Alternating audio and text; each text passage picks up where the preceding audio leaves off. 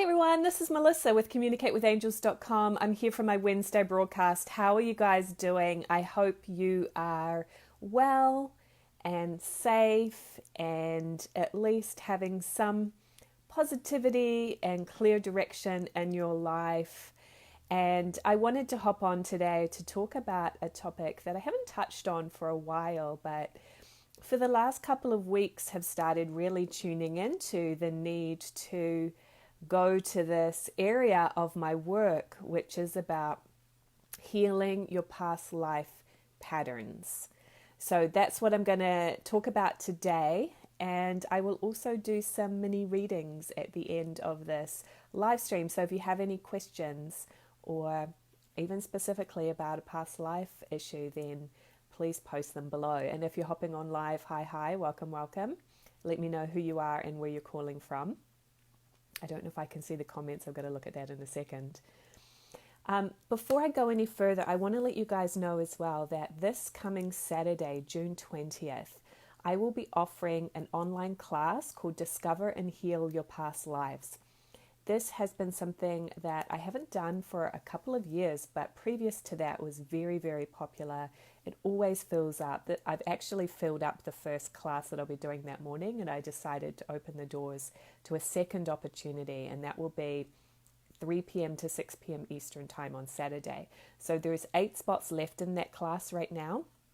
I posted the link in the description, so if you want to go ahead and sign up for that and reserve your spot before they sell out, because I imagine they will. The first class just filled up within a couple days. Then you have that information, and if you want to check out this video and make a decision about whether it's a good fit for you to join me on Saturday, that's great too. So hi, I see a few more people hopping on live. Let me know who you are. And I don't know if the comments are working. Oh, that's me writing a comment. Okay, that's not going to work. Let's see if I see any comments. Please let me know you're here so I can tell if the comments are working. If they're not working, I won't know, will I? Haha. Okay. So I have here, let's see, 1, 2, 3, 4. 4 steps of how you can heal past life patterns. So before I go there, let me take a step back and give you some background to this, because I know for some people, you're not maybe completely on board about the idea of reincarnation. You might have been exposed to it slightly and still not sure. Some of you are just delving in deep. You already get it. Hi, Kelly from Raleigh. Welcome. Kelly, I know you've actually already signed up for the class, so I can't wait to connect with you on Saturday. So people are in different spaces with this idea of reincarnation, right? Hi, Janet in New Hampshire. Welcome. Glad you're here, sweetie. And I see Mary Mishtuk here too. Hi, love. Mary's also going to be in the part of the class, so that's great. Hi, Barb. Welcome. Great, guys. So glad to see you.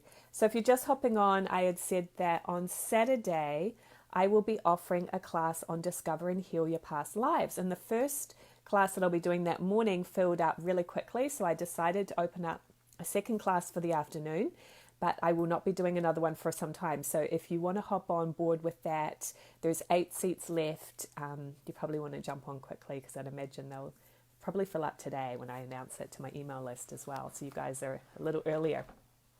So 4 steps to healing your past life patterns. Yay, Mary's looking forward to the class. Awesome. Hey, Christina.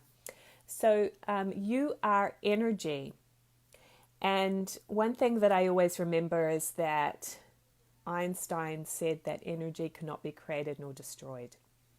So when we pass on from this lifetime, you're not destroying, you're not disappearing. You, as energy, are just changing form. You're just releasing the physical body that belongs here on planet Earth. And as spirit, you are returning to spirit. So the idea of reincarnation is that we evolve through many different experiences and physical bodies to continue to learn and grow from each lifetime experience. And those of you that have young children or have been around young children, you'll notice that they come into this lifetime with a certain personality, with certain traits and preferences that you sometimes wonder, where did that come from? A friend of mine who has a 7-year-old, he obviously has been like an entrepreneur or a tycoon in a past life, because he naturally has a sense of business. He wants to set up a lemonade stand. He wants to sell his toys to people for, like, he's already got those skills innately from what he did in previous lifetime experiences. And then in this lifetime, he's going to continue to build upon that. So these are the kind of things we bring with us. You are the sum total of all of your experiences from many, many lifetimes. Now, most of that is positive. Each lifetime is a building block. You come in with a niche and a purpose. You have free will though, so you may fulfill that purpose or you may not. And that's up to you to kind of choose, right? And to figure out and to continue to evolve and grow from. But the other thing that can happen is that if we have trauma or somewhat negative experiences from past lives, and that has an emotional effect, it creates an emotional wound of some sort, you can actually carry that with you from lifetime to lifetime. Hi, Jackie. Oh, two Jackies, Jackie Faith and Jackie in the UK. Hi, sweetie. Look forward to talking with you in a few hours on our spiritual connection group. So these are the things. So I'm not saying, because I remember one time somebody emailed me and says, why do I need to heal my past lives? Like, is it always bad? No, it's not always bad. But if there are things holding you back, it's good to be able to address them. Many of our blocks and fears have come from the first 7 years of this lifetime. I would say more than 50%, to be honest with you. But there are also those hidden fears that have come from experiences previous to this lifetime. And those are the ones that seem illogical. Like, why am I acting a certain way? Or why is this relationship feeling strained with this person? It's probably because of an interaction that you had with that same soul from a past lifetime. That's a really common one. And so it's really helpful to be able to clear these things. And I notice that often the clearing of the past life stuff can actually be a faster process than the healing stuff from childhood, because the childhood stuff becomes very ingrained in my energy, in my psyche, in my brain even, like it forms in the physical brain, in the body, right? But the past life stuff can often be, as soon as you recognize it, go, oh, okay, now I know where that came from and I can shift it and I can release the old energy. So just an observation. I don't want to make any like flat out promises that that's always going to be the case, because it's not. But it can be a really great healing process. And these are the things that are subconscious, right? We don't know that we have them. We don't know where they came from, because most of the time we don't remember our past lives, because it doesn't come from this brain. The brain can't remember it because this brain has not experienced it, right? But on an energy level, as you tune in and become more sensitive, more intuitive, and be able to communicate with that language of energy and tune into the language of energy, you can actually recall your past lives. And so we're going to be doing some of that on the class on Saturday. You will experience that for yourself. And that's really important for me, that that's part of the class, that you are going to learn some tools to access insights and awareness for yourself. It's not just going to be me doing that for you. There is going to be some of me sharing some impressions with you that will help you to take it deeper. But yeah, so Mary said, yes, I've been wondering how to tell if blocks are from my childhood experiences or from past lives. Yeah, so that's a great question to ask your guidance. If I know Mary has very experience with working with her angels, if you guys are and you know how to ask direct questions, ask, okay, does this particular fear come from this lifetime or a past lifetime? Yeah, you're welcome, Mary. And then if you do get it's a past life, then you've got some more investigating to do, right? So I'll give you guys an example. I remember I went to a retreat, I think it was 2012 in Puerto Rico, and I, in that retreat, the facilitator really helped me to see that a big kind of energy blockage that I was experiencing had come from my last lifetime on planet Earth. And I'll tell you guys, I was up in front of the class and I was bawling. Like, this energy was so strong in me.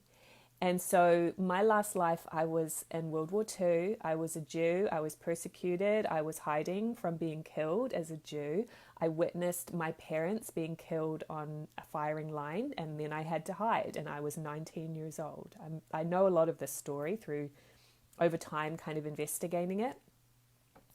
So you can imagine that hiding for your life for 2 years and then ultimately being killed for who you are, that you couldn't help it, created a lot of trauma. This feeling of being persecuted, that I am not worthy of just being who I am, that there's something wrong with me, that somebody's going to kill me for who I am. Like, there's a lot of that energy that I was holding on to unconsciously. And during that retreat, it came out, it bubbled up to the surface. And I really spent that whole 2 weeks working with that and regrouping it and replacing it with who I am now as Melissa in the year 2020. At the time it was 2012, but of being this identity and not holding on to the identity of being persecuted in World War II. All of that was not conscious, right? But I was holding on to it because it was my most recent lifetime, and it caused me also to feel shy, to really feel intimidated by people in authority. Because imagine in that lifetime, anyone in authority was probably going to kill you, right? So yeah, thank you, Mary. She said, I just got major chills hearing your World War II story. Yeah. So it's so fascinating that knowing these stories, and I sometimes want to be cautious of getting too much into the stories of past lives because it can be fascinating and enticing, and sometimes that's not always for our highest good, to get into the intrigue of it. But I share that story with you as an example of, when I understood where that came from, it totally made sense. Oh, well, no wonder, right? But when you don't know, when you don't consciously remember the past life, you just think that it's you or there's something wrong with you. So that's the power in this, okay? So here's the 4 steps that I take people through, and that you can take yourself through as well to heal a trauma from a past life, okay? So step 1 is to recognize the inner emotions. So what is it that you've been experiencing now in the present? Is it anxiety? Is it a fear of rejection? Is it a challenge in communicating your truth? Like, it could be a lot of different things, but there's some emotion, and I use that word emotion mindfully here rather than feeling, because feelings to me is your soul energy, the real you. Emotions are these hurts, traumas, reactions, right? You get the distinction? So first of all, identify what is the energy, what are the emotions that you've been experiencing in the present, and just name that and describe it. Step 2 is to explore where that pattern originated. So we can actually have threads and tendencies that run through many lifetimes, and something that occurred in a life can then show up in the next life, and the next life, and the next life. So in order to truly heal this, you actually want to go back to the first place, the first lifetime where this originated. And it's not always the most recent one. Like the one I was describing was the most recent one, so that was helpful. But so you can learn tools, which is what I'm going to be doing on Saturday with you guys, to get some glimpses of past lifetimes and start to recognize the story, the experience that you had. And so people have varying degrees of experience with this. It takes a little bit of practice and getting comfortable with, using your intuitive or psychic part. So you'll have the tool and you can keep practicing on your own after the class, but part of it as well is going to be me doing this process for people to really kind of more like a consultation for you as well. Okay, so once you know the lifetime that this occurred and you start to see the story, then step 3 is to make the connection to the present. So how is it that there's a connection here? So maybe there's a person in your life now who was there in that past life, and that's why you're reacting to them in a certain way, or they're reacting to you in a certain way. Okay? And maybe it's, one of the most traumatic things that we can carry through is if in a past lifetime your life was being threatened. Like you can't get much more traumatic than that. That can have a very strong impact. So you go, oh, okay. So I'll give you guys an example from somebody else. So a group I worked with recently, they were a group of friends. And often what will happen if you have very close friends, you have some things in common. So there was about 3 of these ladies had this thing in common where they were afraid to, in this lifetime, how do I say this? Like speak their truth or to put their work out there. So they were starting to step into a spiritual journey where they were wanting to be a teacher of something. And they had this fear of putting themselves out there. That would be the way to say it. They were afraid to put themselves out there as a spiritual leader or a yoga teacher, whatever they were doing. Okay, so they kept holding themselves back. So that was a really good example of this is what's happening now. But where that came from was from a past life where when you were being very spiritual, you could be burned at the stake and being accused of being a witch, or the Spanish Inquisition, or there's a few different examples of how those things kind of occurred in our history. And often it was more directed to women. So there's that piece as well. And so that's a really common one. So you might relate to it. And so they were able to recognize that story and make the connection of, oh, when I did this kind of spiritual work in a past life, I was killed for it. So I'm carrying a fear that if I put myself out there now, somebody's going to kill me. But in 2020, that's not logical, right? You can really reassure yourself and get some backing from your angels that everything's going to be okay. Like all the spiritual stuff is pretty much out there now, so nobody's going to kill you for it. I'm not saying people don't kill each other in this day and age. They do. However, it's not the same as what it was then, right? We've healed a lot of that stuff. So that's an example, but this can show up in so many different ways and with so many different things that you might be experiencing, yeah? Okay, so once you've made the connection to the present and you say, okay, I'm reacting to this because of that happened in the past, but it doesn't actually make sense now, then step 4 is to replace it with a positive solution. So you want to be able to go, okay, what am I going to replace this with? Because obviously you don't want to continue this pattern, and in order to release something, you need to replace it with a new energy. Remember, energy cannot be created or destroyed, it just changes form. So if you try to just release it, you're just going to be left with a void. And probably what will happen is that you just attract the same thing back again, because it's a habit. You've formed a habit and you're not consciously replacing that habit, you'll just kind of go back to what you were doing before, right? So you want to be very mindful and very clear about what is my solution? What am I replacing this with? So with the example I shared about, being burned at the stake as an example, because many of us have done that. Maybe it's, okay, I'm going to replace it with the feeling of I trust my voice and I am confident and I know that I have something important to share. I'm here to be of service. Like those are the kind of beliefs and the kind of feelings that you want to replace it with. And I'll often say a feeling inside and then an action in the outer. It's always about balance, the inner and the outer. Yeah? Okay. So those are the 4 steps. Step 1, recognize the inner emotions. Step 2, explore where the pattern originated. Step 3, make the connection to the present.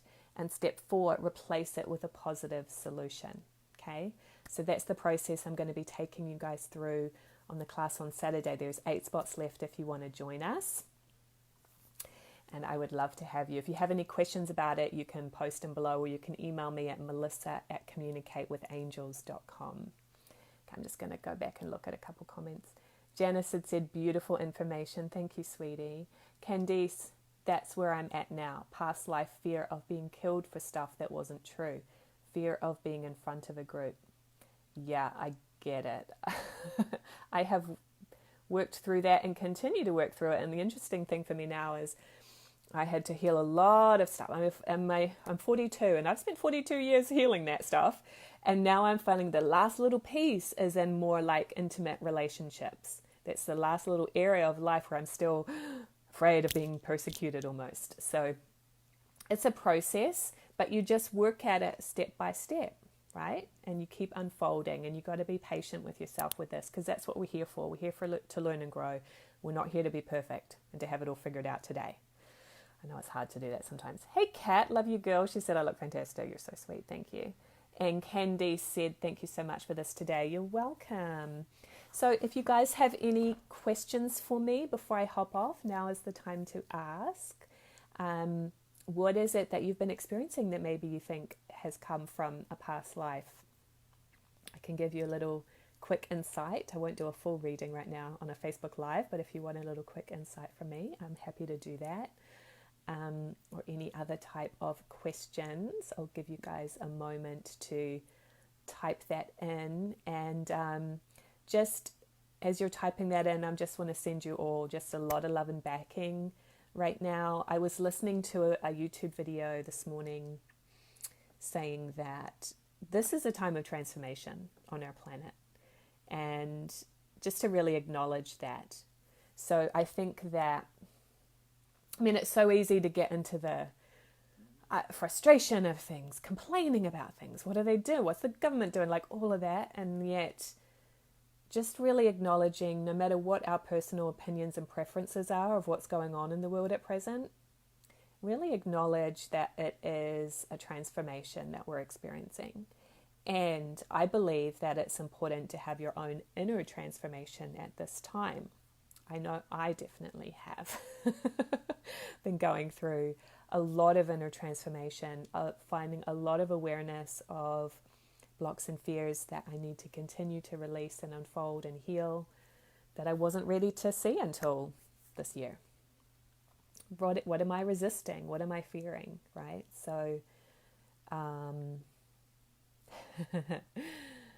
yeah. So just that's my overarching message for you guys today is just acknowledge that this is a time of transformation in the inner and in the world. And if you can just realize that all the craziness is part of that transformation, I think it helps to stay detached. Do your part, what you feel is right for you. But I do believe that it's okay to stay detached from stuff that maybe doesn't have anything to do with my life purpose, right? You don't have to fix the world, just do your part and do your inner work too. Okay, so Timar, what kind of a reading do you want, sweetie? I do like it to be specific if possible, but I can give you a keyword impression as well, that's fine. Okay, my name was Bill, but as I've learned more, it helped my whole life's view of why I am here now with my child, but I would love more insight. Okay, so I'm assuming you're talking about a past life.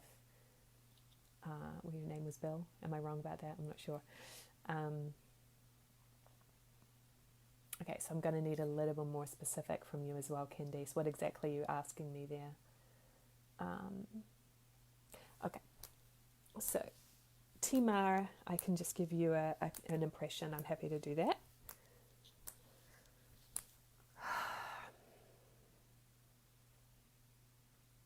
Okay, so what I heard for you is clarify your why, W-H-Y, clarify your why.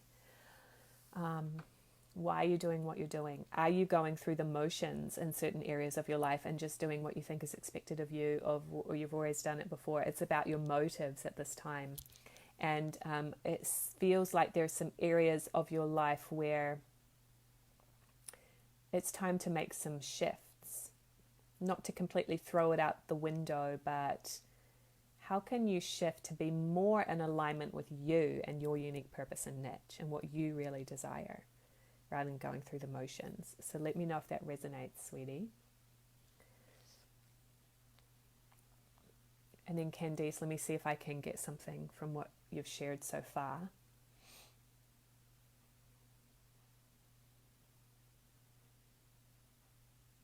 Yeah, so with your relationship with your child, it's a mentoring process, and I don't know if it's a girl or a boy, but they're an old soul, and they're here to teach you. So that soul that's your child has been a wise person in the past, like a monk or something like that. So they have this very calming presence, and just really listen to what that child says, because they have a lot of wisdom that will like pop out Like a truth bomb, I call it sometimes. You're like, what? Where did that come from? And that's that wisdom and that knowledge that's come from past lives of a lot of spiritual reflection. And that soul is here to help you to be calm. Because I know sometimes I'll go, oh, flustered, flighty. My child is not like that. He's just like energy, energy, energy all the time. But yours is has a very calming presence. So that's part of your contract with that soul. So let me know if that resonates, Candice. And Tamar said, thank you. You're so welcome, sweetie. All right, guys, so I'm going to hop off for today. Much love and backing. Let me know how I can continue to be of service to you. And I'll see you next Wednesday. Bye, everybody. Mwah.